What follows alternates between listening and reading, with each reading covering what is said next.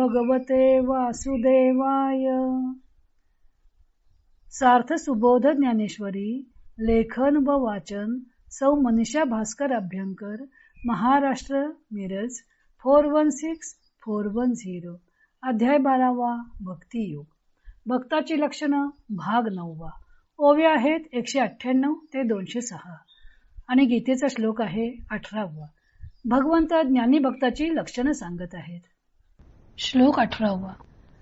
समशत्रौ च मित्रे च तथा मानापमानयोः शीतोष्ण सुख दुःखेषु समसंग विवर्जितः.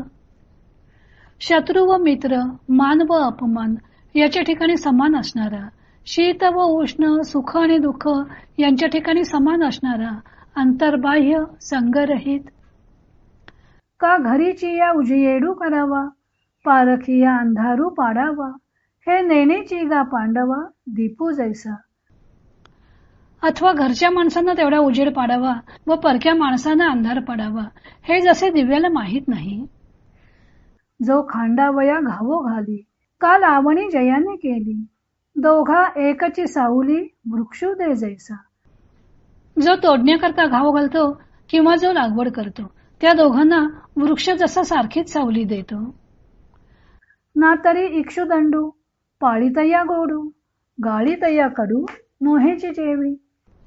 अथवा ज्याप्रमाणे ऊस हा त्याच्या पिकास पाणी घालून वाढवणाऱ्याला गोड आणि चरकात घालून गाळणाऱ्याला कडू असा असत नाही. अरे मित्री तैसा, अर्जुना जया भावो ऐसा, मानापमानी सरिसा होतू जाय. अर्जुना, त्याप्रमाणे शत्रुमित्रांच्या ठिकाणी ज्याचा असा भाव आहे व ज्याच्या मनाची स्थिती मान व अपमानाच्या वेळी सारखीच राहते. तिही ऋतू समान, जैसे का गगन, तैसा एकची मान शीतोष्णी जया. तिन्ही ऋतूमध्ये आकाश जसे सारखे असते, त्याप्रमाणे थंड व उष्ण इत्यादी द्वंद्वांची किंमत ज्याच्याजवळ सारखीच असते. दक्षिण उत्तर मारुता, मेरू जैसा पंडूसता, तैसा सुख दुःख प्राप्ता मध्यस्तुजो. अर्जुना, दक्षिण दिशेकडील व उत्तर दिशेकडील वाऱ्यामध्ये जसा मेरू पर्वत अचल असतो, तसा प्राप्त होणारी जी सुखदुःखे त्यामध्ये जो अचल असतो. माधुर्य चंद्रिका, सरिसी राया रंका, तैसा जो सकळिका भूता सम. ज्याप्रमाणे चांदणे आपली मधुरता राजा व रंक या सारखीच अनुभवण्यास देते, तसा तो सर्व प्राणी मात्रांच्या ठिकाणी सारखा असतो. आघविया जगा एक, सेव्य जैसे उदक, तैसे जयाते तिन्ही लोक आकांक्षिती. ज्याप्रमाणे पाणी हे सर्व जगाला एकच सेव्य आहे, त्याप्रमाणे ज्या भक्ताची स्वर्ग, मृत्यू व पाताळ हे तिन्ही लोक इच्छा करतात. जो सबाह्य सांगू, सांडोनिया लागू, एकाकी असे अंगू अंगी सुनी. जो अंतर्बाह्य संघाचा संबंध सोडून जीव स्वरूपाचा ब्रह्मस्वरूपात प्रवेश करून एकाकी असतो. भगवंतांनी या श्लोकामध्ये समबुद्धीचं वर्णन केलेलं आहे. शत्रू मित्र यांच्याबद्दल समबुद्धी म्हणजे कोणाविषयीही प्रेमभाव वा द्वेषभाव न ठेवता प्राप्त कर्तव्य निरलसपणे करणे. कोणी मान दिला अथवा कोणी अपमान केला तरी त्याला त्याबद्दल क्षिती वाटत नाही. शीत उष्ण, सुख दुःख वगैरे सर्व बाबतीत भक्त समबुद्धी असतो. हे एक भक्ताचं महत्वाचं लक्षण आहे. तसेच भक्त हा अंतर्बाह्य निसंग असतो. ज्ञानदेवाने भक्ताच्या समबुद्धीचे वर्णन दृष्टांतांच्या मालिकेनं केलेले आहे. त्यासाठी त्यांनी दिवा, वृक्ष, ऊस, आकाश, मेरू पर्वत, चांदण, पाणी असे दृष्टांत घेतलेले आहेत. त्यापैकी दिवा, वृक्ष, ऊस यांची उदाहरणं त्यांनी शत्रू मित्राबाबतीत समबुद्धी कशी असते त्यासाठी दिलेली आहेत. दिवा सर्वांना सारखाच प्रकाश देतो. घरच्यांना तेवढा उजेड द्यावा आणि परक्यांना अंधारात ठेवावं अशी त्याची वृत्ती नसते. वृक्ष जोपासणाऱ्याला किंवा तोडणाऱ्याला सारखीच सावली देतो. त्याच्या ठिकाणी आपपर भाव नसतो. ऊस स्वभावतःच गोड रसाने युक्त असतोच, पण तो वाढवणाऱ्यालाही आणि तोडणाऱ्यालाही सारखाच गोड रस देतो. ही सर्व समबुद्धीची उदाहरणं आहेत. त्यांच्याप्रमाणे भक्ताची शत्रू वा मित्र यांच्याशी सारखीच वागणूक असते.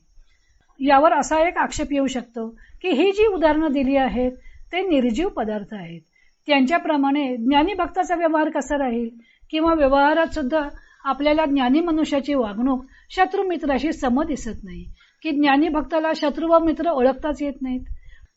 प्रत्यक्ष श्रीकृष्णांची सुद्धा अर्जुनाशी व शिशुपाल कंसादिकांशी भिन्न वागणूक होतीच की नाही. हा आक्षेप लक्षात घेऊनच ज्ञानदेव पुढे सांगतात की अरिमित्री तैसा अर्जुना जया भावो ऐसा मानापमानी सरिसा होतू जाये. भक्ताचा शत्रू मित्राशी असणारा व्यवहार बाह्यतः सारखा दिसणार नाही. तो मित्राशी गोड बोलेल, शत्रूशी सामना करेल, पण त्याचा आंतरिक भाव मात्र सारखाच असेल.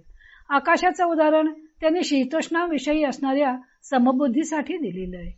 उन्हाळा, हिवाळा व पावसाळा या तिन्ही ऋतूंमध्ये आकाश सारखंच असतं. सुखदुःखांबाबत समता त्यांनी मेरू पर्वताच्या उदाहरणानं स्पष्ट केलेली आहे. कोणत्याही दिशेने वारा आला तरी मेरू पर्वत अचल असतो. तसा भक्त कितीही दुःख कोसळली, मानापमानाचे प्रसंग आले तरी अचल असतो. सुखाचे दिवस आले म्हणून हुरळून जात नाही व दुःखाचे दिवस प्राप्त झाले म्हणून खचून जात नाही. चांदणे राजा असो किंवा रंक असो, सर्वांना सारखीच मधुरता देते. सगळेच त्याच्या शीतल प्रकाशात आनंदतात. भक्त सुद्धा असाच सर्व प्राणी मात्रांशी समच वागतो. त्यामुळे स्वर्गात राहणारे देव असोत, पृथ्वीवर असणारी जीवसृष्टी असो व पाताळात राहणारे जीव असोत, पाणी जसे सर्वांनाच हवं असं वाटतं, तसाच असा भक्त सुद्धा सर्व प्राणी मात्रांना हवासा वाटतो. भक्त हा संग विवर्जित असा असतो. तो निस्संग झालेला असतो. ज्ञानदेवानी अंतर्बाह्य निस्संग असा अर्थ सांगितलेला आहे. आसक्तीमुळे विषयांशी अंतःकरणाचा संग जडतो, तर विषयोपभोगामुळे देहाचा विषयांशी संग जडतो. असा हा आंतर आणि बाह्य संग त्याला वर्ज्य असतो. सांडून या लागू, आंतरबाह्य आसक्ती सांडून तो एकाकी राहतो. अनासक्ती त्याने अंगी बाणवलेली असते. पुढे भगवंताने भक्ताची आणखी काही लक्षणं सांगितलेली आहेत. तो भाग आपण उद्या पाहू.